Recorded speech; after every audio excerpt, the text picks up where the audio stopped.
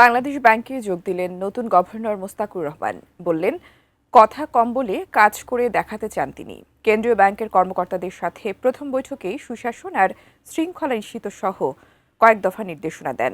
এমনটাই জানিয়েছেন ব্যাংকের মুখপাত্র আরিফ হোসেন খান। আরও জানাচ্ছেন গোলাম কাদির রবু। সকাল 10:45। প্রথম দিনে সরকারি নয়, নিজ গাড়িতেই বাংলাদেশ ব্যাংকে আসলেন নতুন গভর্নর মোস্তাকুর রহমান। এড়াতে চাইলেন সাংবাদিকদের, কিন্তু জোর করেই কথা বলানোর চেষ্টা ছিল সাংবাদিকদের। কিন্তু তিনি বললেন সামান্যই। আমি বুঝি নির্মাণের শিল্প, সালাম স্টিল বোঝে ডিউরেবিলিটি। সালাম স্টিল, মোস্ট ডিউরেবল স্টিল।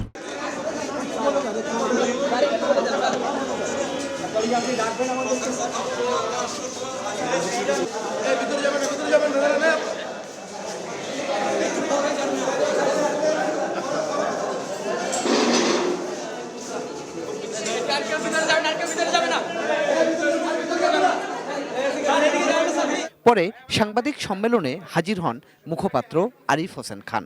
তুলে ধরলেন গভর্নরের প্রথম দিনের কর্মকাণ্ড।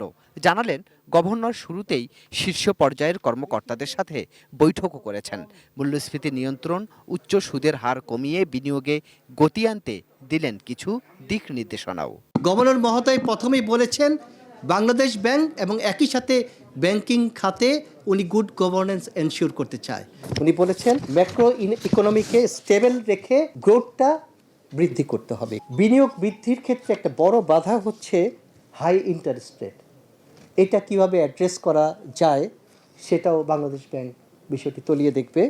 অবশ্যই প্রাইসেস ইনফ্লেশন কন্ট্রোলের কথা বললাম। মুখপাত্র জানালেন, বৈঠকে বন্ধ কারখানা চালু করতে নীতিগত সুবিধা দেওয়ার সিদ্ধান্তও আসে। বেশ কিছু কলকারখানা আমরা গত 1.5 বছরে বন্ধ হতে দেখেছি।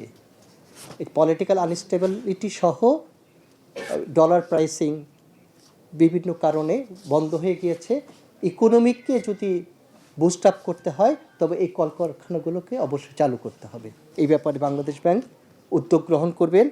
এদিকে নতুন গভর্নরের প্রথম কর্মদিবসেই তারল্য সংকট কাটাতে বেসরকারি খাতের ন্যাশনাল ব্যাংককে 1000 কোটি টাকা ঋণ সহায়তা দিল বাংলাদেশ ব্যাংক। গোলাম কাদির প্রভু, এটিএন নিউজ, ঢাকা।